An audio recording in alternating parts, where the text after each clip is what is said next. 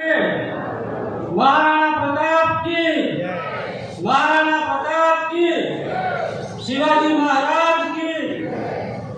रानी लक्ष्मीबाई की। आज रोज विठलापुर 4 रस्ते पराक्रमी योद्धा महाराणा प्रतापनी पुनः विशाળ પ્રતિમાનું અનાવરણ અને વિરંગાન માંડલ બેત્રોજ અને નળકાંઠા મત વિસ્તારના આપણા લોકપ્રિય ધારાસભ્ય શ્રી